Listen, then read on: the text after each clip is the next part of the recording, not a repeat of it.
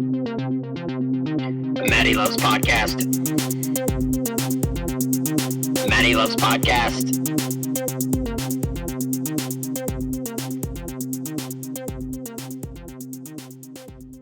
Hello, everyone. Welcome to another episode of Matty Loves Podcast. I'm your host, Matt D. Simone. Join with me, as always, the good doctor, the street shaman, Tom Lucas. Hey. Oh my God, we're doing a show. I know. Very cool. I know.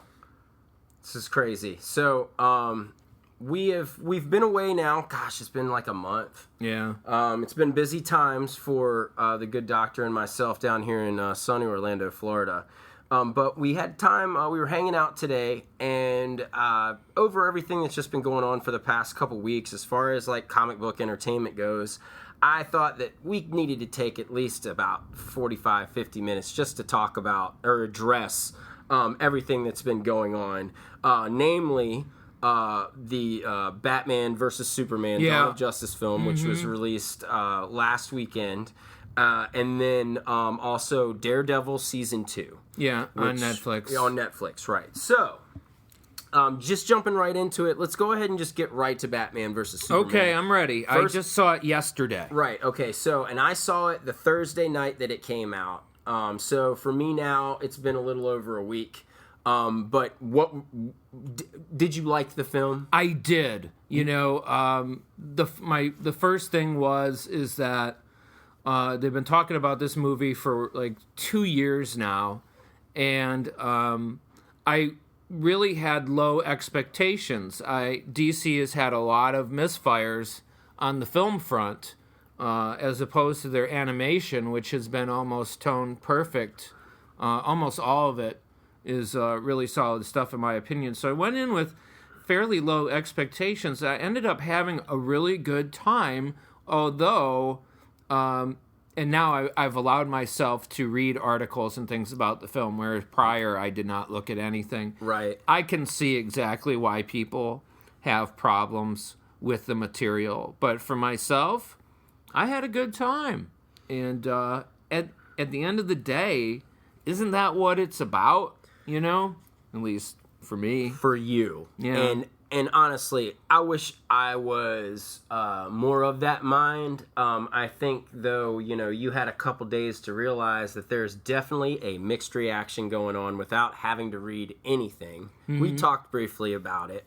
You know, but I really wanted you to see it for yourself, right? And formulate your own opinion. I personally, you know, when I first saw it, you know, I was like, I'm not going to throw the word disgrace around because that's harsh, you know. But to any comic book reader fan expecting to see, you know, I mean, honestly, at the end of the day, I didn't really, all I really wanted was a good performance from Ben Affleck as Batman, and I got it.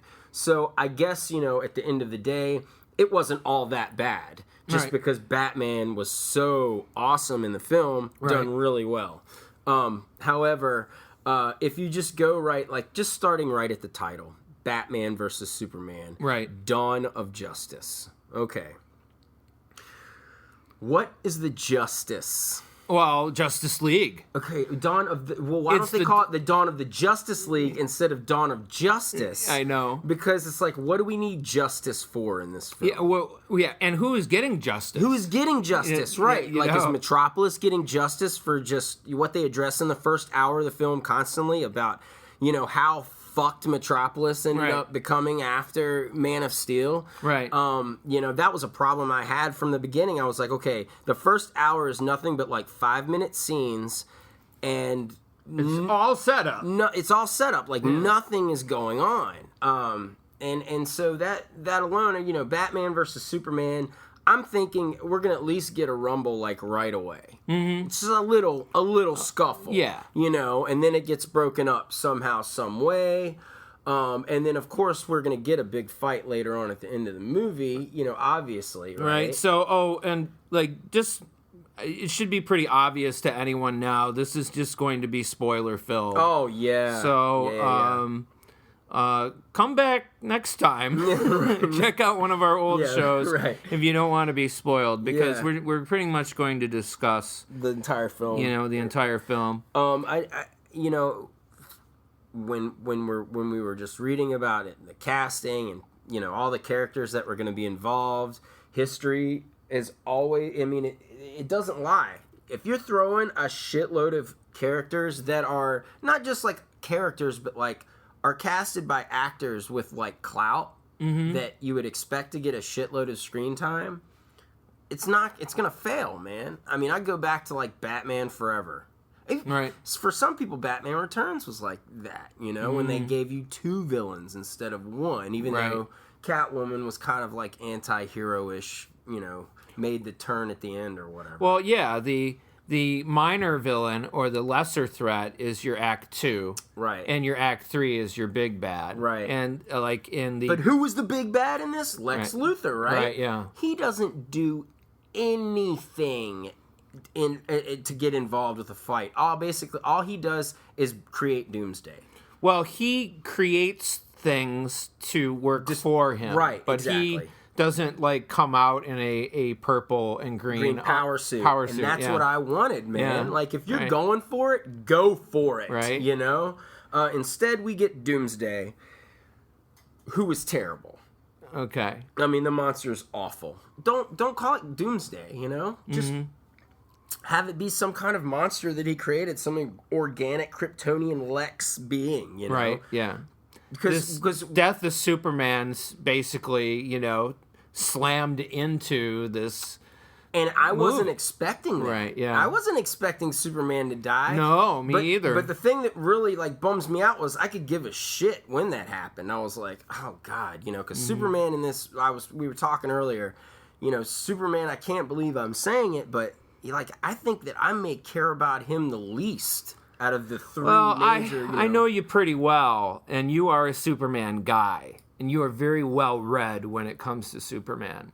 And I know the kind of Superman that is your brand, and this is way off brand. Way off for brand. you. Way off brand. I don't like a Superman that is constantly trying to lie to himself. Because he's lying to himself. And that's a whole other thing with your protagonists. Who is the protagonist in this film? Who is the one clear-cut good guy that has a goal? Clear-cut good guy and has a goal? Perry White. Yeah, sell papers. He wants to sell papers, he wants to put out good news, and he wants to do it on time. Right. Okay, boom. Yeah. Get that. And it's for a good cause. Batman's a good guy. Batman's also going to steal from you. He's also going to kill people. Yeah. And all this kind of stuff. He's going to brand them. Brand them, right, exactly. With a heated, scarring knuckle duster something thing. Yeah, it's like a batarang he heats up and, And then you've got Wonder Woman, who, for me, I just thought could have been left out of this movie completely. But she ends up providing the best scenes of action if you can tell what's going on. Yeah, in those scenes, it's so muddy. Yeah, man, it was so hard to see detail. Yeah, in that third act fight, it's so dark. Right, and yeah, we get the lasso and Wonder Woman. She's screaming. And I love that. And shit. That smile when she gets blasted back. But there's 3 times where she lunges forward, gets blasted back, lunges forward, gets blasted back, and it's okay, you did it once. Right. Try something different. But with I thought that she steals from Batman, who you don't steal from. Yeah. And if you steal from him, he's going to get that shit back in 5 minutes. Right. Yeah. So that right there, and also too, the only one small thing that I didn't like with Bruce Wayne was when he wakes up in the bed that morning and some woman's laying in bed, you never see her face. And I was like, why? I like my Bruce Wayne tormented and alone. Right. He doesn't need to have sex all the time. And actually, it seemed a little off target for even this Batman. Yeah. Because he is a broken dude. Mm-hmm. Robin has died. Mm-hmm. His suit with the Joker's taunt is on very clear display in the Batcave as a constant reminder. Yep. You know, there's the drinking thing, which he did pretty nicely. Alfred is very sardonic and maybe the best film. Alfred, I really want to see more of this Batman and Alfred interaction. I didn't think we got, Alfred's one of those characters, of the many that, we could have gotten a little more Alfred and taken away from, like, Holly Hunter. Right. You know, because all the Holly Hunter's, I feel that her sole purpose in the film was to blow up in the Capitol building, which, why isn't anybody bitching about that? They bitched about the destruction of Metropolis and they're not giving a shit, and they blow up the damn Capitol building, and no one's saying, the hell with that. What are they doing? Yeah. So it's just, what have you done for me lately? There were a mixture of elements, too. In the film, we get the bat signal.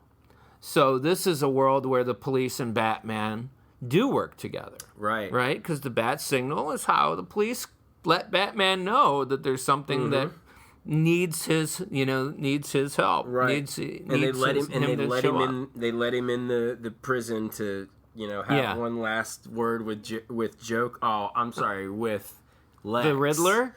Yeah, no. Lex Riddler? Yeah, right. Lex Joker? I mean, that scene was like the Dark Knight, Nolan's Dark Knight. Yeah. When they're in the jail and they turn the lights off and turn them back on, and there's Batman standing in front of Joker. Right. It's kind of the same scene. I felt like that was, a little too soon. This is a very high-powered Batman, too. Absolutely. Besides the fact that he is more than willing to use guns, shoot people, stab people, kill people, torture them, brand them, and all that. He's very powerful. The way he uses the grappling hook is super powered. His strength is incredibly formidable. It's beyond human parameters. The strength, he's like swinging full crates of things using his grappling hook, to crush these Russian mobsters. Right. Russian mercenaries. We get what is it? The character from the Batman series, KG Beast. KG Beast. KG. So that was kind of cool. Right. I didn't realize that it was KG Beast until like the second or third time they said his name, and I was like, right. Yeah. Okay. He doesn't look like KG Beast, but I get what they're doing. Yeah. Here, so that was cool. They definitely sprinkled in a lot of little Easter eggs. That was nice, But then, it was a very expensive way to set up a Justice League film. It was, in a lot of ways, Man of Steel 2. It was... But in a lot of ways, it wasn't. It just... if they had called it Batman versus Superman, Man of Steel 2, I think that would have even been better than Dawn of Justice League. Yeah. Justice League. See, I almost said. Yeah. And see, we're talking about the Justice League, so we get to see the Justice League. Right. Their code names are created by Lex Luthor. We see clips of them all in this video file. Yeah. This metahumans. Yes, metahuman file that Lex has. And apparently Lex has given them logos and code names. Code names. Yeah. So we've got Miles Dyson with Cyborg. I didn't know if that was on purpose to hire the dude responsible for Skynet. Right. Now the Mother Box origin, is that a new 52 thing? Okay, so there's a couple things that I'm gonna look up. Cyborg his body is rebuilt by a Mother Box that is fired up by Silas Stone. One thing though is yes, the Red Room is where this takes place in Detroit. Right. And the Red Room? The Red Room is where that's what they're in when Cyborg is when Victor Stone is being created. Essentially, they're in the Red Room, and then that little box is the Mother Box. And when Lex is the one part that I didn't really mind. Lex was at the very end when he's leaning against the cage and he's like ping ping ping ping ping ping ping because that's the noise a Mother Box makes. And one cool thing that I will give to Lex in this movie that they did the whole Superman 2 thing. You know how in the beginning of Superman 2, Lex and Miss Tessmacher take the balloon up to the Fortress of Solitude, and he goes in the fortress. Oh, and yeah. He learns everything. Steals the knowledge. Right, and that's what Lex does in this. Right. Only Lex doesn't just steal Kryptonian knowledge. No, he steals knowledge from 300 million universes or whatever. Yeah. So Lex knows a lot of shit now. I have not seen it, but there's a deleted scene that's already popped up online, which is Lex with a mother box in hand, and Steppenwolf is there. What? And he's talking to somebody off screen or whatever. Yeah. See, and it's basically saying the Darkseid is coming. Yeah. You know. Did you stay for the deleted scene? We were told by the usher that there was nothing at the end of the movie. There's nothing at the end right. of the movie. No, but apparently this just popped up online last day. That would have been perfect for the end of the damn movie. Right. That would have been a great scene. Right, yeah, throw it in there. I just don't even understand, like, when Lex is in jail in the comic books, Lex is in jail because Lex is allowing himself to be in jail. Right. You know? Mm-hmm. So I'm really interested to see, like, you know, kind of how they work that out if Lex comes back for Justice League, because rumor has it he's not. Okay. And from what I gather, Eisenberg, that kid's kind of interesting to work with. Anyway. Oh, really? Yeah. What have you heard or picked up on? I think I saw something on like YouTube on like him like on set of a movie, like kind of totally just like flip out, you know? Oh yeah. Yeah. But anyway, I didn't feel like Lex Luthor at all. Well, no, he's definitely. First of all, he's very young. Mm-hmm. It seems like Lex is like Lex Luthor is out there, like because he keeps talking about his father the whole entire time. Yeah, like he's not Lex Luthor. Right, he's Alexander. He's Lex Luthor Jr. or whatever, exactly. Alexander. Exactly. Which, you know, they do mention Alexander the Great in a moment there at the museum. And that is a great scene in the beginning where you see him on the shelf of books looking back at like the beautiful assistant, and that's very nod to Superman the movie when Lex at the beginning you first see Lex and he pulls out the book and shows you the kryptonite that was found. Yeah. That was cool. But I mean, just Lex's overall like cadence and delivery was just very annoying and very kind of like, why isn't he saying riddles? Because I think Jesse Eisenberg would be a killer riddler. Well, yeah, clearly, you know, he's pretty much was there. It was very very contrary to any version of Lex Luthor I have ever seen. Yeah, you know, he definitely tried to make it his own. That's for sure. He made it his own, all right. I mean, his own whatever. Yeah. So, like, at the end of the day, I was okay with it, but I can understand why a lot of people would have been disappointed by that. It's like me still, you know, I still need that break from the scholastic world to get away from looking at things from a writer's perspective and breaking everything down structurally, right. You know, and just like you went in, you can go into these movies and have fun now, you know? Yeah. I think I need to just like get over that. I mean, I've already gotten to the point now to where like I've stopped reading any source material when movies come out. I don't go back, I'm not going to go back and recap Civil War, right. Because obviously it's not the comic book Civil War, and it's not even going to be anywhere close to it. Yeah. This is going to be an internal conflict, I think, in Civil War, and basically it's also going to be all about the like Skarkovia or whatever. That's going to be the bus blowing up in Connecticut. Is that where Speedball becomes Penance? Right. Yeah, that's going to be the cataclysmic event. It's going to be the floating island. You think that?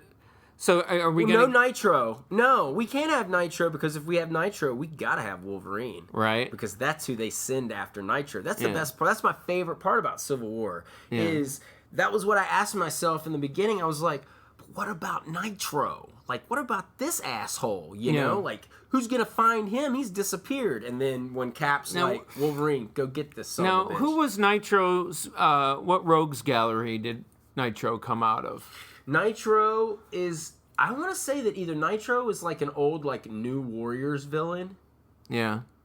Or Nitro was an old, like, Defenders, Avengers villain. Okay. Like, C grade. And what were his powers? I mean, basically, he's a walking bomb, man. Right, yeah. He's a nitrogen bomb. Okay.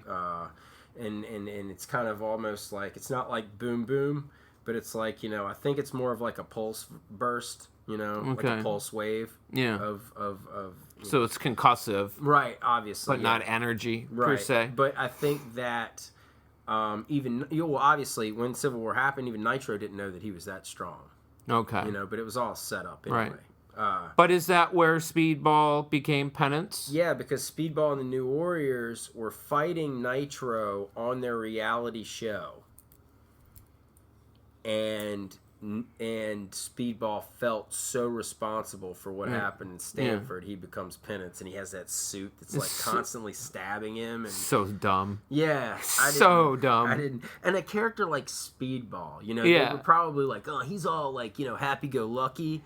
Let's just like turn him dark, right? Because that's always a great idea. Yeah, you know, it always works so well, right? So you know, but anyway, so getting back to reading source material. Yeah. So like, I didn't like mess with any kind of like Public Enemies, which I consider to be the best Superman Batman story, the one that Jeff Loeb and Ed McGuinness did.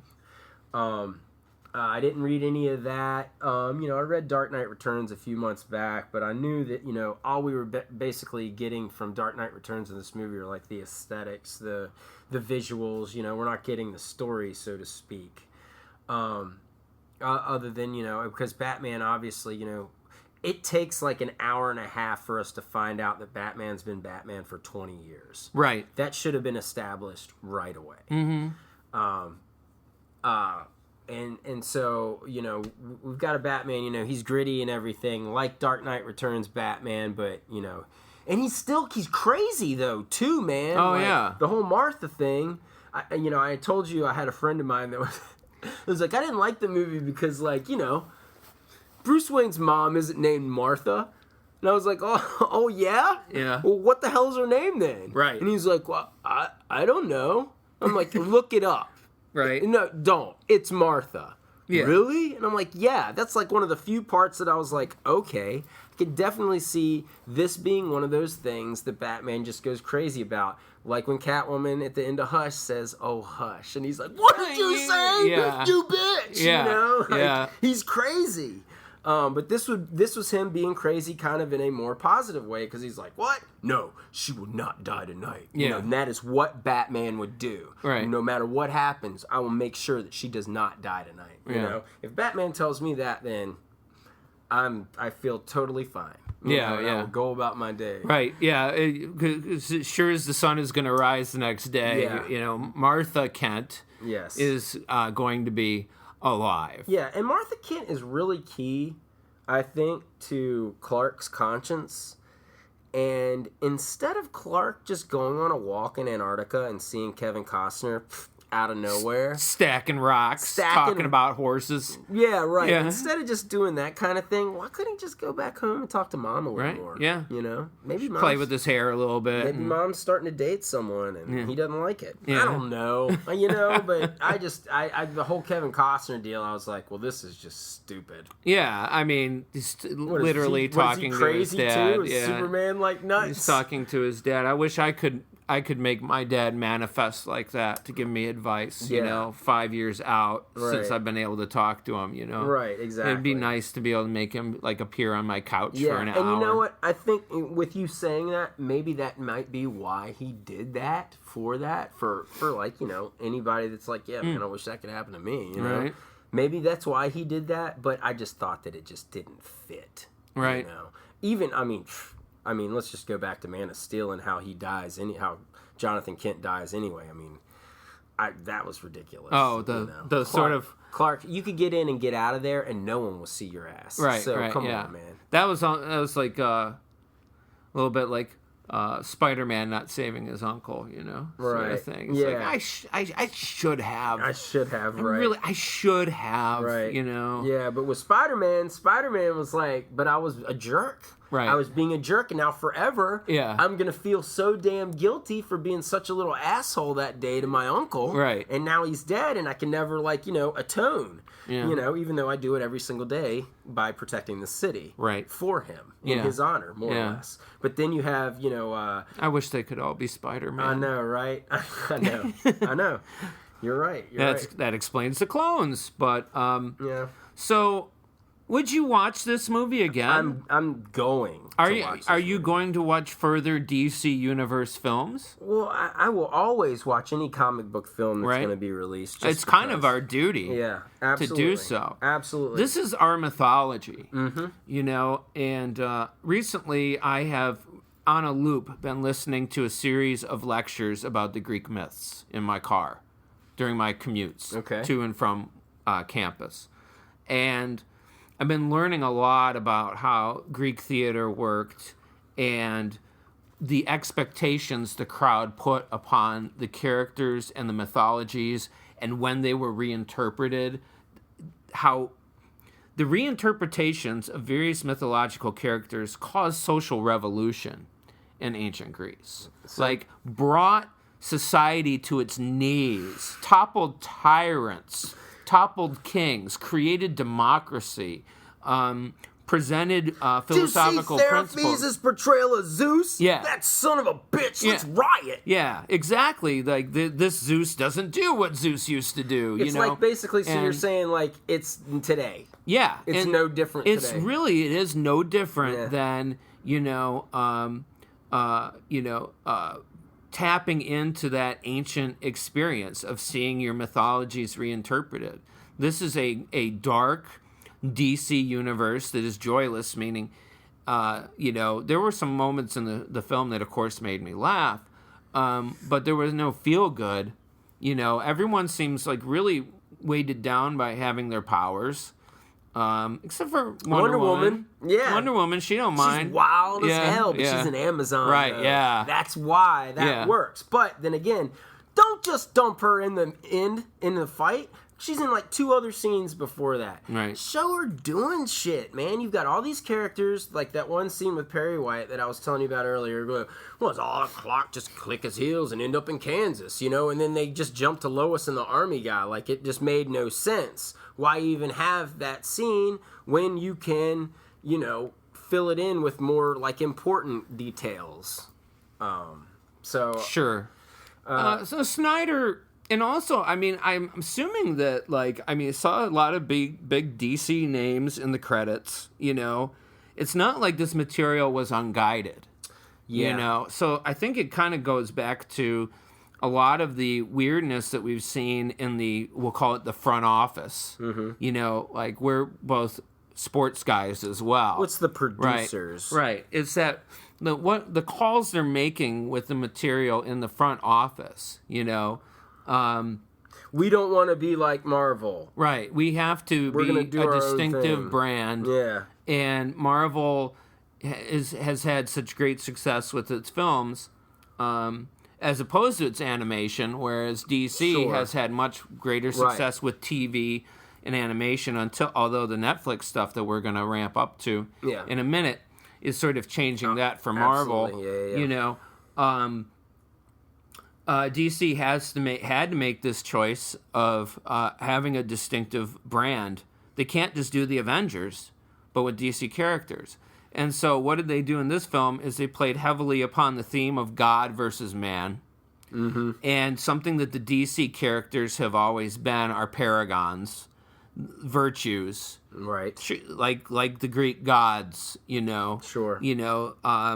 They are less human and more about what they represent most of the time. And so they played that, they went with that route, the God versus man theme, which is you're not going to find that in the Avengers, and there is literally a God on the Avengers, right? Yeah. But they never do the God versus man thing or whatever. So they'll do that in Thor. Yeah, they'll cover that shit in Thor, right? Specifically, right? Yeah, because he's a guy. Asgard, right? And that's what he's constantly dealing with, taking the Rainbow Bridge. Yeah. And all that, you know, so onto the Midgard station, right? So, that was, really prevalent, and Snyder really kind of, hammered people over the head with lots of visions of the heroes as gods and messiahs and Jesus and all that kind of stuff, and the hero park with the big monument of Superman, hero worship, all that kind of stuff. And how about Superman's biggest obstacle is a dude with no legs? Right. Like, that's his biggest obstacle in this film. I mean, really. That's the guy that's really keeping him from moving on from this whole situation, is the guy with no legs that climbs the statue and spray paints false god on his chest. I mean, that's pretty much like where we're going. Like, instead of moving on, now we got to still stay in this Man of Steel, and that dude is that actor Scoot McNairy, who's from the AMC show *Halt and Catch Fire*, and it was bugging me the whole movie. I'm like, I know this guy, I know this guy, I know this guy, and I can't take my phone out because I'm not a dick, right? So I'm not going to look it up. There were several dicks in the theater when I saw it. Oh God, people with their phones in the theater, but especially the ones in like the front rows, to where like you want to throw something. Oh out yeah, so bad. totally, and. He blows up. He lost his legs in the Metropolis incident or whatever. But then there were other things that I just really did. I loved being in Metropolis, but being so high up on Lex Tower that you can see Gotham. And you can see the bat signal out in the distance. It's like, what? Yeah, so what do you think about that? This is like, we're going back to like discussions that you have as a kid, like, how far away is Gotham from Metropolis? Right. Where are these cities? Because in the comic books, in DC, they don't really like specify. They never avoided it for as long as... Yeah. I recently saw a map, and Gotham and Metropolis were like near New York. Yeah, it's like New York. It's like the distance either between like New York and Philadelphia. Yeah. Or New York and Boston. It's like something like that. Now, I would consider it to be, well, I mean, obviously in this film, you got a harbor that separates both cities, more or less. Right. But I always thought that was... I thought Smallville, the TV show, did that the best, to where Metropolis was the biggest city in Kansas. Oh. And Smallville was like 2 hours north. Oh. So that's what they did in the show. Yeah, so it kind of made sense how, Clark can go to Metropolis and be back home and it all work out that way. Yeah. And Kansas doesn't really have a gigantic metropolis. You know? So, I don't know. Kind of be like a hub for people to visit Kansas or whatever. Well, I'm sure if you tweak a few knobs of the history of Kansas and maybe trade routes and some other things, you could explain why a big city might sprout up. Yeah, so, I thought that was really interesting, to see Gotham, like you said, like just over the harbor, like, oh, wow. Right? This is, they're right next door to one another, which is cool. That was cool. But let's move on now. Okay. We've addressed Batman versus Superman. You dug it. I need to see it again to really just develop a finite opinion. I want to see it a second time now too. I really do. Snyder does make a very visually strong film, and he always has. But it was very visually, literally dark. Mm-hmm. Most of the scenes are at night. And there's lots of CGI, and there's a lot of... Why is a Superman movie at night? He's at the day. Batman's at night, Right. Only the Daily Planet scenes were like during the day. And it gets muddy. Yeah. It gets muddy, and there's details that I would like to see a little bit more closely. Like, you couldn't even really tell that was the Robin suit very clearly. Yeah. It looked almost like it was another bat suit. Yeah. At first I thought it was a bat suit and he had gotten like knocked out and the Joker like spray painted on him. Right, yeah. And did he like spray paint the suit afterwards? Because it looked like bronzed. Yeah. Right. It didn't look like... But you couldn't clearly see that it was the Robin suit. Right. And it's like sitting all out on a rail or something, like all out on like Robin standing over him. Looking at him kind of thing. And looking back, all the details that they released in those, like, early trailers, like, were, like, had nothing to do with like the plot at all. It was just like eye candy, right? You know, like the Robin suit. Like, oh, what's that gonna have to do with the plot of the movie? Right. Nothing. It's just backstory. Right. It's stuff that's in the background, but you're even supposed to get dots. an idea. They're not even going to tell you. He's not even going to talk about Robin being dead. He never mentions that. You just see it. Yeah. And as a comic fan, you assume. As a moviegoer, I don't know. Mm-hmm. You know, what the hell is that? 7-year-old kid. What is that? Think about the when Batman was released in the theaters. I was not even 8 years old. Okay. Which are you talking about? So I'm thinking about 8-year-old kids that are going to Batman versus Superman. Well, they shouldn't be. This is the idea of the characters that they're going to have. They should not be watching this Batman. Okay. This is not. No, this is. Like I saw Michael. This Keaton. Is a 15-year-old. 16-year-old Batman. Yeah, like I saw Michael Keaton first and was like, that's Batman, right, you know? Yeah. Because in comparison to Adam West, who's the only other Batman that I knew at the time, live action wise. Right, sure. But, you know, so that was another thing that irritated me leaving the movie. I'm like, man, little kids are going to watch this, and this is what they think these characters are. And they really should not. Yeah. They should be watching Justice League Unlimited. You know, if they're going to watch something and not read, because right. when you're at that age, you're not really reading comic books, you know, you're looking at them, you know, you get an idea of what's going on, and here's a big fight here, but yeah, I think that the DC animated shows definitely... If I were a parent and I was introducing, you know, the comic book material to my child, I would not be taking my child to see this film. Oh, no. I mean... We're going to watch... My vet asked me about Batman, the animated series, you know? I'll let him have that Batman. My vet, I just took Tildy to the vet a couple days ago, and for yearly checkup, and the vet, you know, was asking me, you know, he's like, because he knows I'm a comic book fan or whatever, and he asked me, he's like, you know, what'd you think of Batman versus Superman? And I kind of gave him, you know, more or less what I thought, and he was like, really? He's like, I took my kids, and they loved it, man. And I'm really? Like, ugh. And then he was like, yeah, I took my kids to see Deadpool too, and I was like... What? And he was like, yeah, I mean, there were some scenes that got pretty rough, and I had to kind of like wrangle them out of the theater, but you know, other than that, and I wanted to be like, so you went to Deadpool knowing that you were just gonna have to take your kids out of the theater for probably the best parts of the movie that you missed? Yeah. You know, and they were like, he was like, my son, he loves Deadpool. I mean, he's only 5 years old, but when he they were like, but when he found out about the movie even like 2 years ago, he was going crazy as just a little baby, just like Deadpool, and I'm 5-year-old kid to an R-rated movie, huh? And you're checking my cat. Yeah. So, anyway. Bad vet. Right. So, God. So yeah, so this is what Batman versus Superman is doing. It's causing reshoots and Suicide Squads, probably causing rewrites in the Wonder Woman movie that takes place, you know, 80 years ago or whatever. Oh, is that they're doing 100 years ago, 1918. Yeah.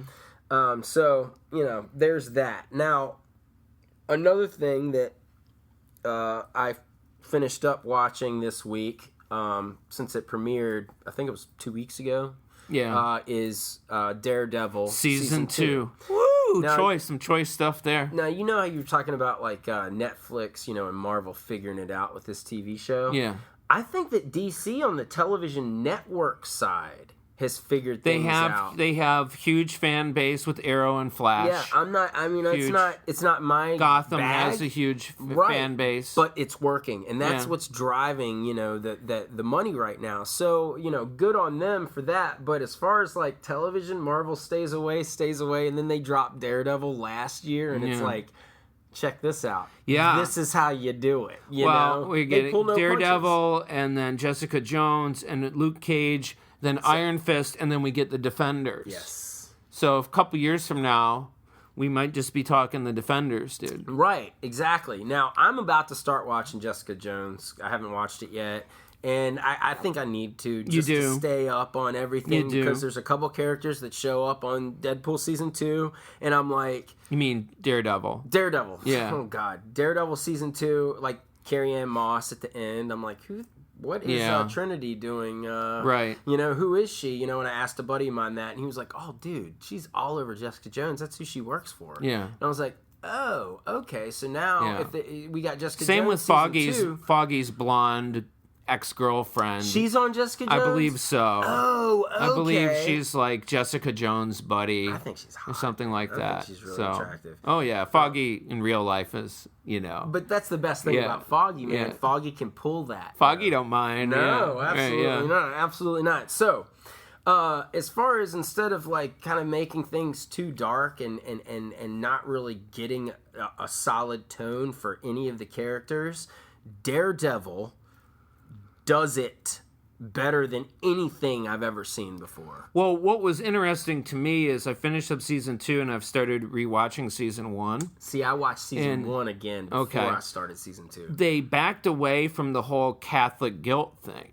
Yeah. He doesn't see the whole, the devil of Hell's Kitchen. He's now laughing about it. But in season 1, there was a lot of Catholic guilt. He's visiting a priest and confessing or not confessing or just trying to process things. And, he's definitely going through a battle of morality in season 1. Season 2, he's a lot more settled. Mm-hmm. He is Daredevil. Mm-hmm. And also, too, in season 1, he's losing a lot of fights at the beginning. Or he's getting, really damaged. And we see him much more confident, Daredevil, in season 2.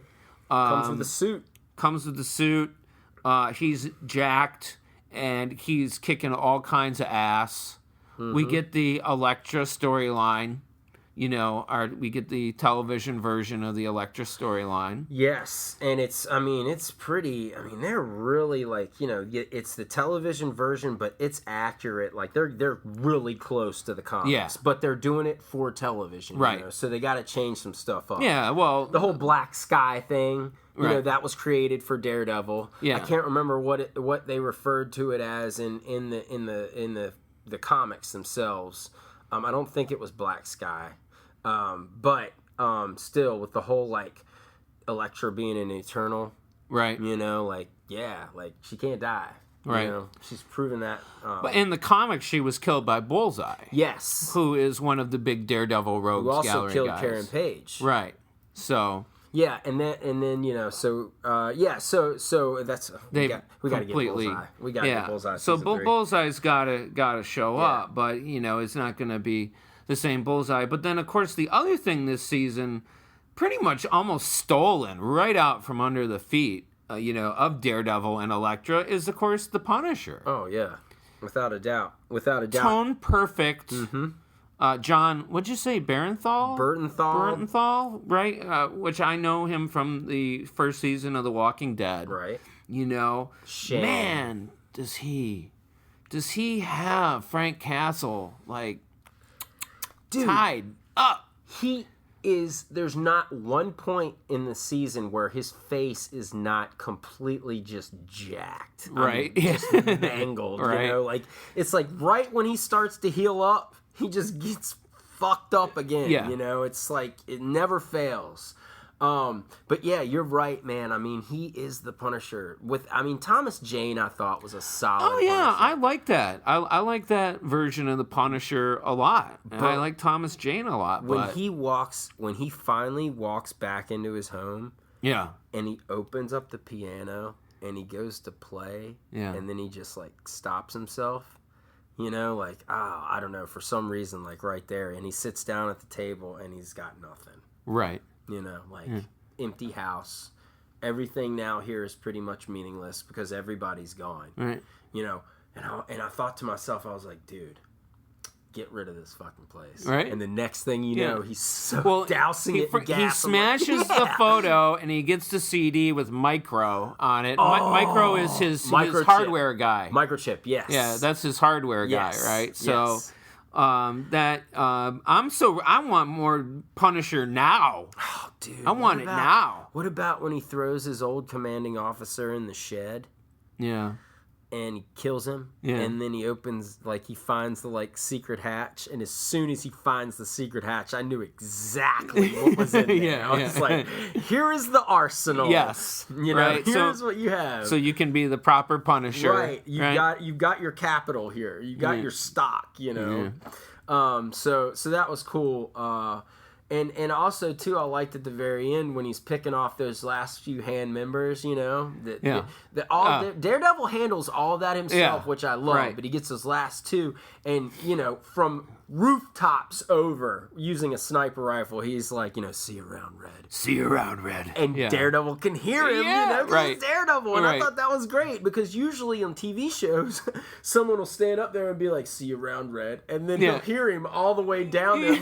We're in a comic book. He'll hear him all the way down there and be like, all right, thumbs up. Right. But here, everything just makes sense, right. We get just enough Fisk, too, in this season, I thought that they did him well, because if you would have had Fisk the whole entire season, it would have muddied things up. Right, yeah. Just too much. Right. Too many seasonings in the broth. Right. So you still got him in the can, fresh to be released. Oh, yeah.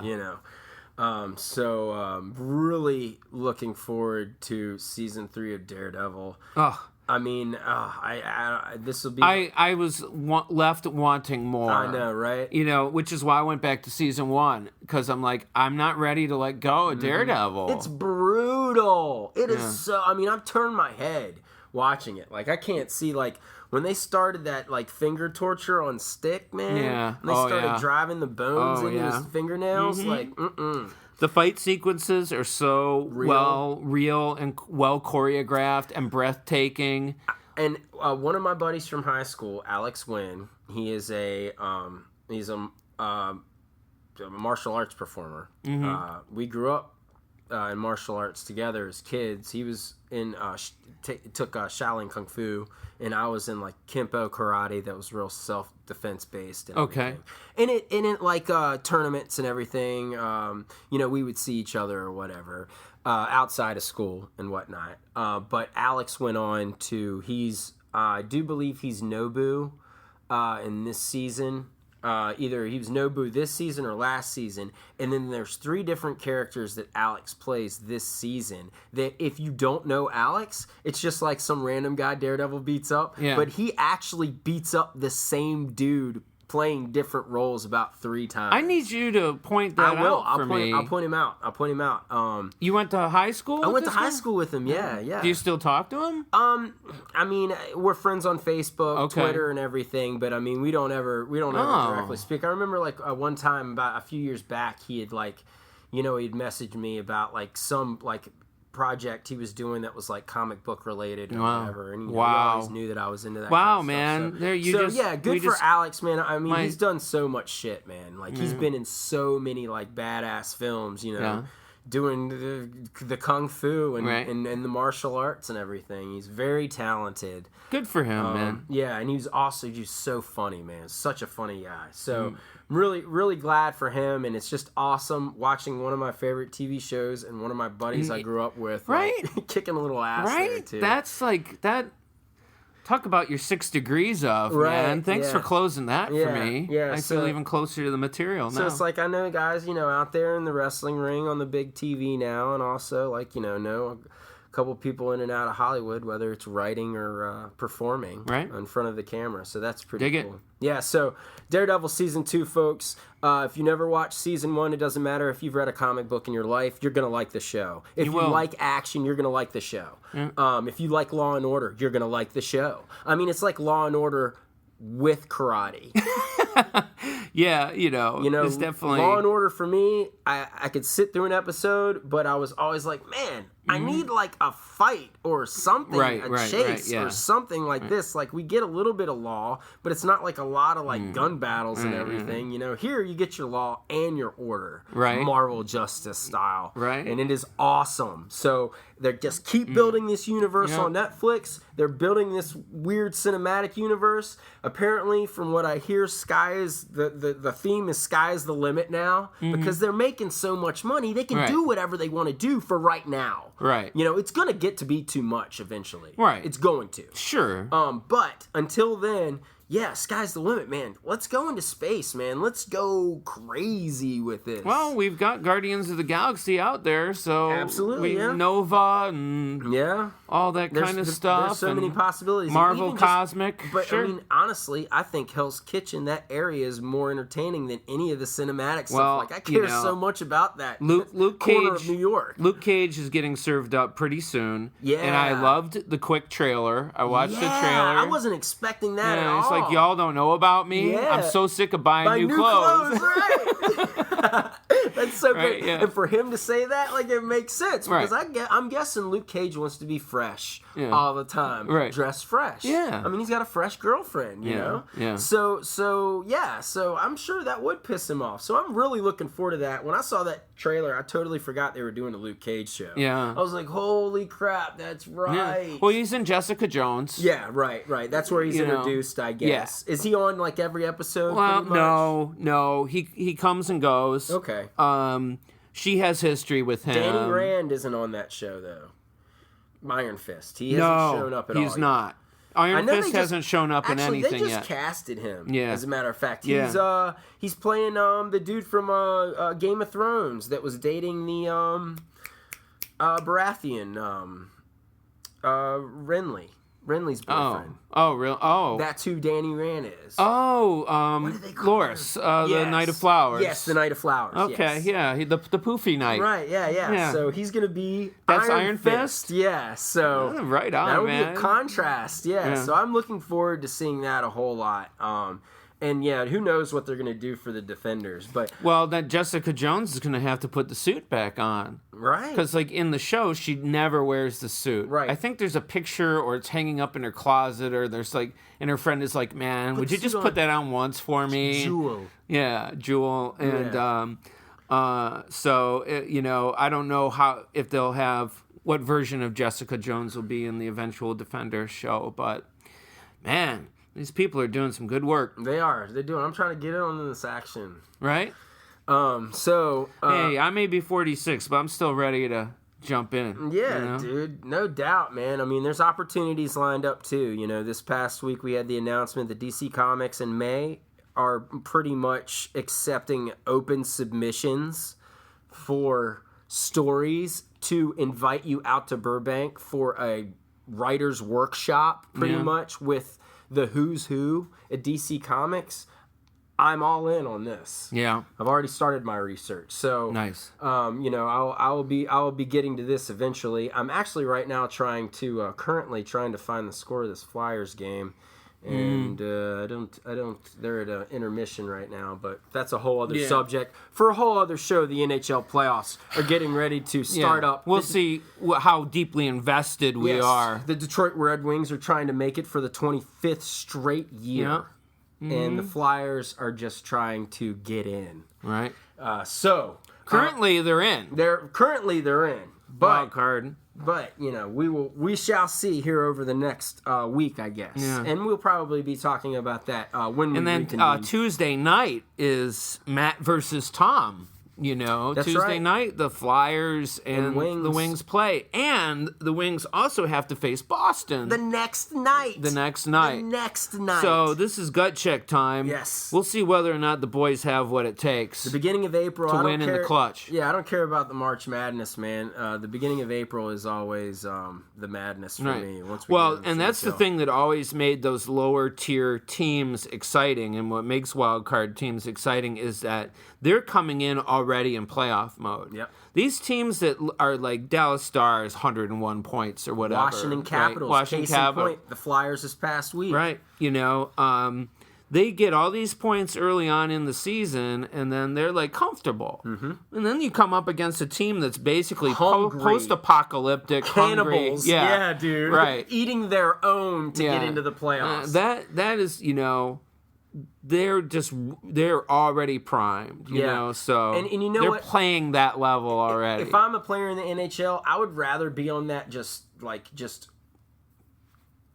crazy team that's just trying to scratch their way in than already get my 50 wins out of the way and kind of coast right in. Because NHL more so than basketball, baseball, football, your 1 seed can get beat in the first round Yeah. any year. Like, I mean, what Washington proved that, what was it, last year, year before last, had the best record in the league, lose in the first round. So, yeah, we'll have to see about that. But, yeah, NHL playoffs are heating up. We will be talking about that soon. Also, we have a little film project we're working on. Yeah. We're going to... we did a script read today. Yes, a little read through. So we'll be talking more about the details on that soon as Matty Love Podcast goes to the screen. Yeah, we goes to video, Hollywood, Yes. YouTube, and other places. Movies. Yes, the moving pictures. Yes. So anyway, that's all we got for this week. A little quick little action-packed rundown of our your Batman versus Superman and Daredevil season 2. Yeah, a little bit of Civil War dipped in there. Right, exactly, And so. a little bit of hockey. So Right. there you have it. So we are looking forward to the next several weeks of entertainment, as I am sure all of you are as well. Please come back and join us for the next episode of Matty Loves Podcast. For Dr. Tom Lucas, I'm Matt D. Simone, and we will see you then. Matty Loves Podcast. Matty Loves Podcast.